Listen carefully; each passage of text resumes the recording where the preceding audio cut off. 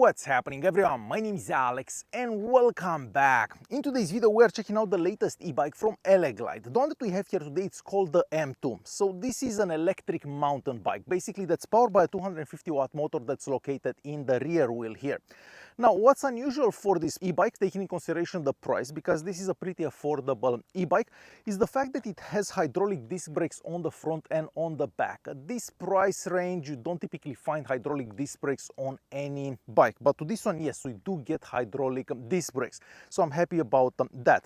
We have 27.5 inch wheels and 2.4 inch wide tires. Now the tires do have a bit of an off-roady profile, I'm gonna say, so if you want you can do a bit of off-road with this bike as well. We also have a front suspension. The suspension does work quite well, and we have a 24 gear Shimano shifter system, I'm gonna say. With that being said, let's start by doing a bit of an unboxing, just so I can show you how the bike comes packed in the box and what you have to do to get this ready and out on the road. Alright, so as you'd expect, the bike comes in a pretty big box. The box itself weighs about 27 kilos, but the bike inside the box weighs about 22 kilos. So definitely not the heaviest bike out there, mostly compared to other e-bikes that I got to try in the past. Now the bike does come packed really well in the box, so it's not going to get damaged during transportation, but you do have to do a bit of an installation to get this ready and out on the road. So you basically have to put the handlebar together and the front wheel and the light and the pedals. So you do have to do a bit of an installation, but it only takes about half an hour and nothing is complicated to do. Now, out of the box, the bike comes with a grip that doesn't have a throttle, but in the box you're gonna find a throttle grip, so you can change it if you want, and this so you have basically can accelerate with the throttle. The brand name for the tires on this bike is Kenda. They do have pretty good grip on a regular road and grippy enough off-road. So as I said earlier, you can do a bit of off-road with this bike as well. The motor is located on the back here. This is a 250 watt motor that has a peak power of 570 watts. Now for power, I feel that the bike has more power than it should have. So for a 250 watt motor, you do have plenty of power on a flat surface, I'm gonna say. So of course it depends what assistance level mode you are in, but the bike can do up to 32 kilometers an hour, basically assisting you up to 32 kilometers an hour. Out of the box this comes set to 25 kilometers an hour, but it's super easy to increase that to 32 kilometers an hour. Now the shifter system, so we have a 24 gear shifter system. Out of the box this isn't adjusted very well, so you shift one gear, it kind of jumps over two. So out of the box, the shifter system is not adjusted very well, and I was kind of disappointed to see that. Now, of course, this is not the most powerful motor out there, but because we do have 24 gears, you can just lower the gears enough, and you can also go uphill and on pretty steep hills with this bike as well.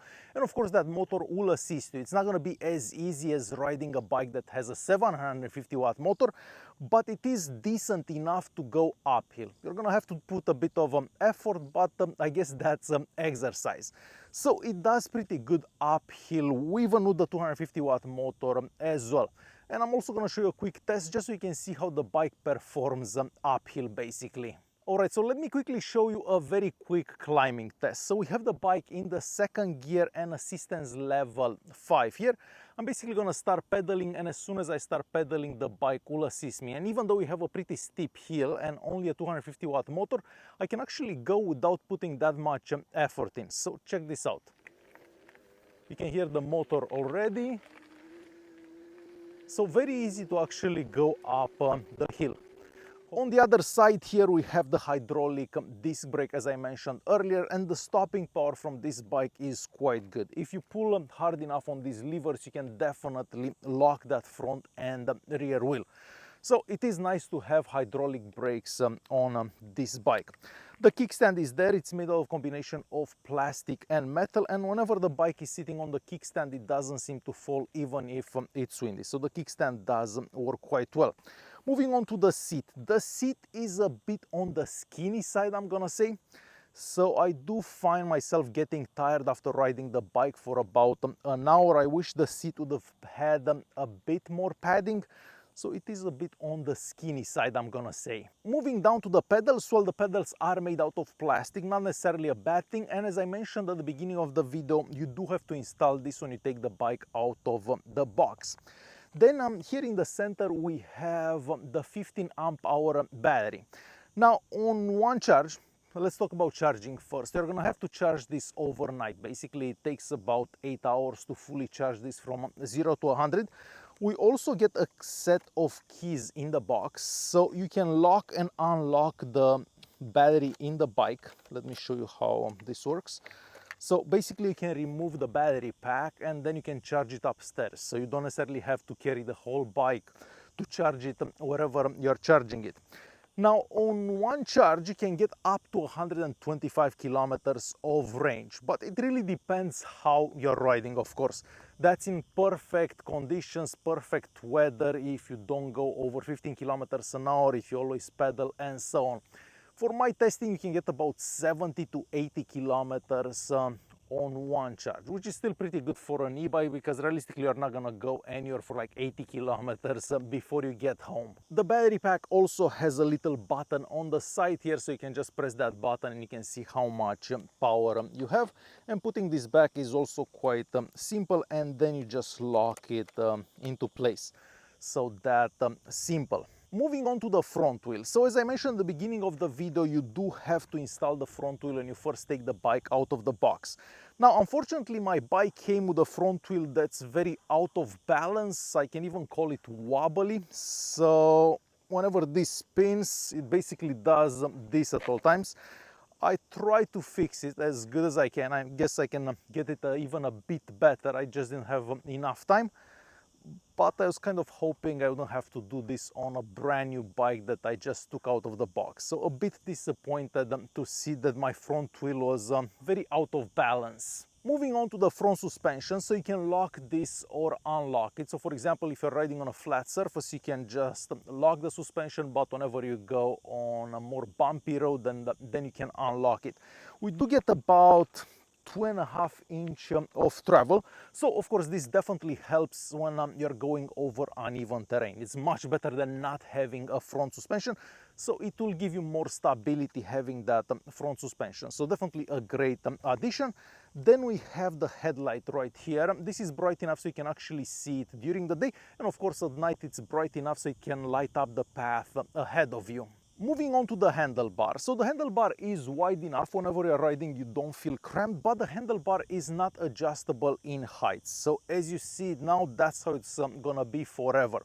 So whenever you're riding, you do have to lean over a bit, and you will put some pressure on your wrists. I do prefer to ride a bit straighter, but I guess it comes down to your personal preference, how you ride, what type of bike you're used to. But for me, I do feel that my wrists hurt a bit after I ride for a longer period of time.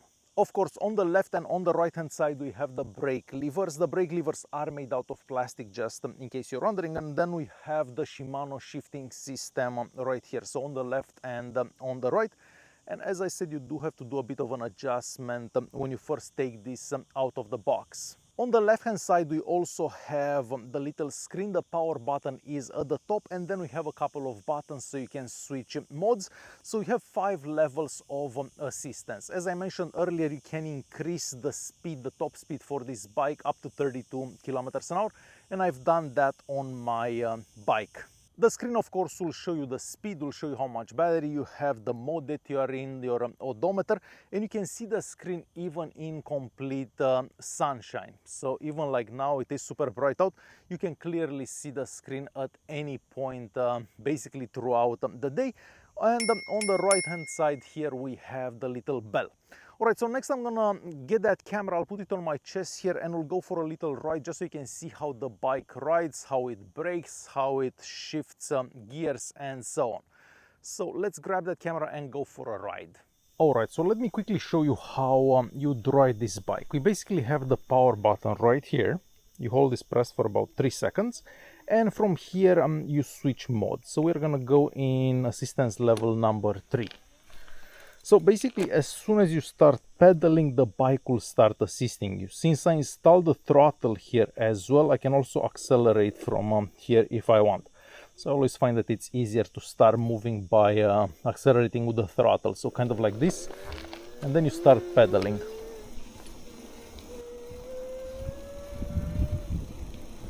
So basically, the higher the assistance level, the more the bike will assist you.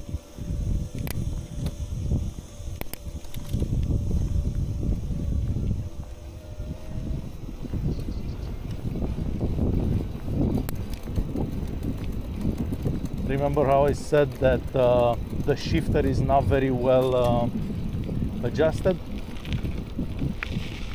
So we'll do a bit of a brake test after we pass this guy, obviously.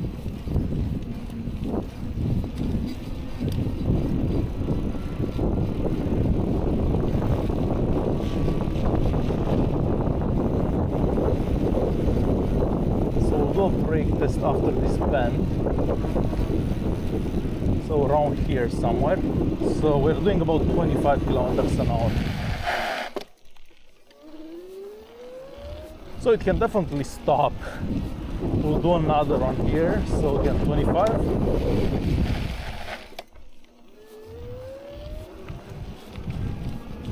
So very easy to ride. Aside from those couple of things, the adjustment of the shifter and the front wheel that's not totally straight, the bike does ride quite well. So there you have it, the M2. So there you have it. This is the Eleglide M2, a bike that's very affordable because, as I said at the beginning of the video, this is one of the most affordable e-bikes that I got to try. So for the price, it's hard to say anything bad about it. But if the shifter would have been adjusted properly, because it was not when I took the bike out of the box, it's still not adjusted properly. I still have to do some work on it. And if the front wheel would have been balanced better, I would have had a really good experience overall with this bike. But because of those two things, I was a bit disappointed, because my previous Eleglide bike had none of those issues. So there you have it. This is the Eleglide M2. If you do have any questions, feel free to leave a comment down below and I'll try to answer whatever questions you may have. Thanks for watching and I'll see you guys in the next one.